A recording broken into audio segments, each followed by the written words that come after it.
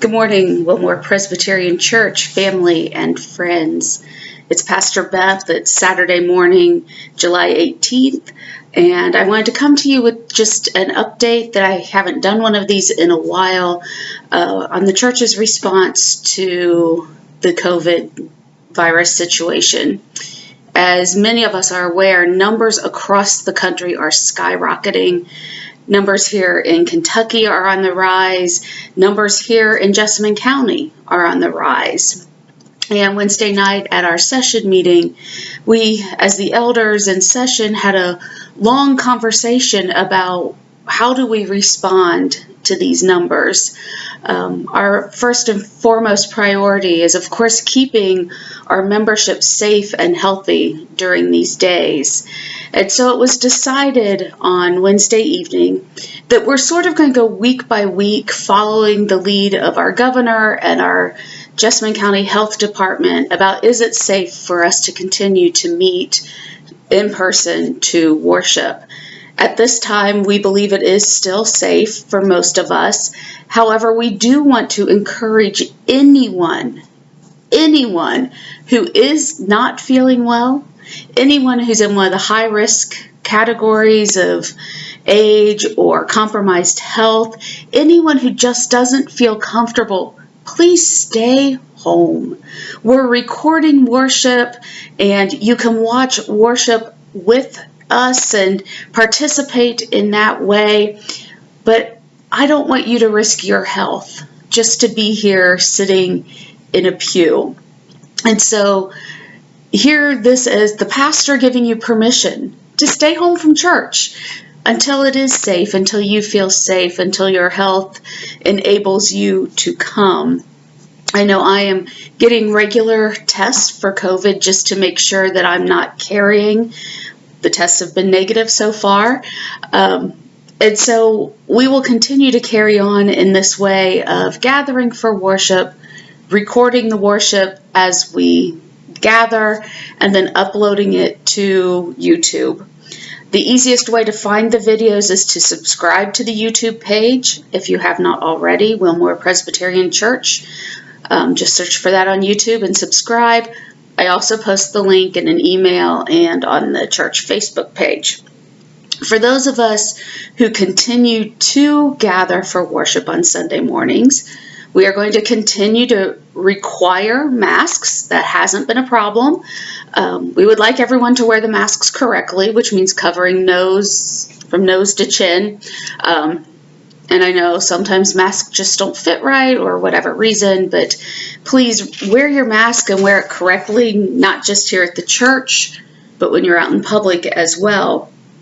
And like I said, we've all been doing really well with the wearing masks. The kids have been great. Everyone has been wonderful about this.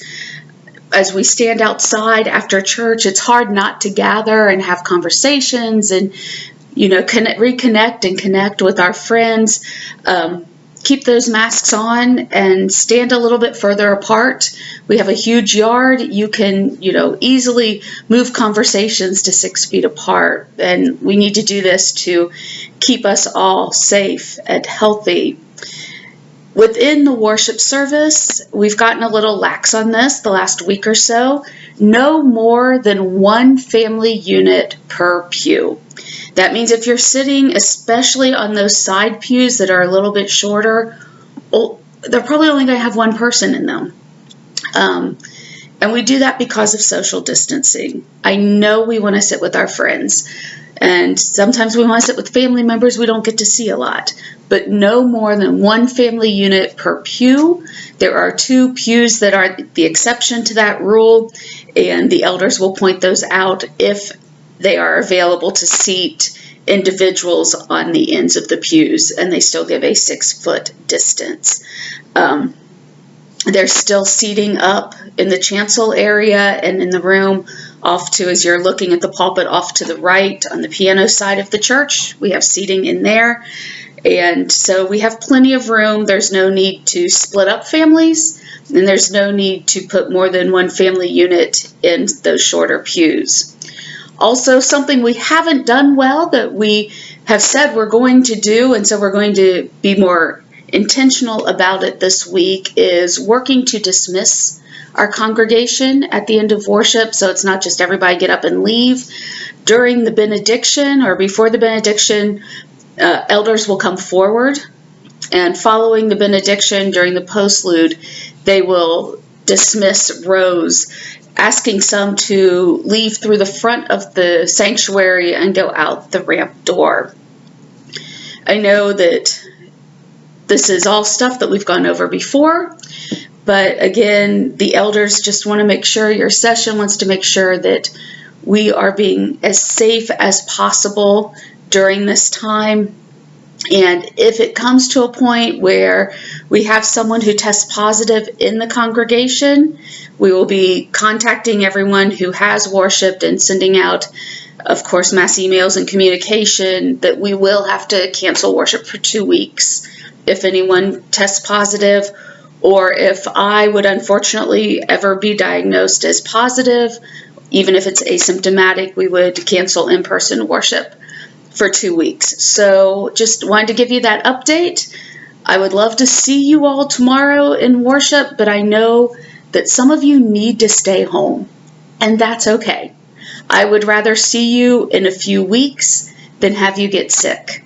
And so, my friends, be well, wear your mask, social distance, stay home whenever possible. Stay home so that we can someday in the future be back together as the church, as the family, and as friends. Peace be with you, my friends.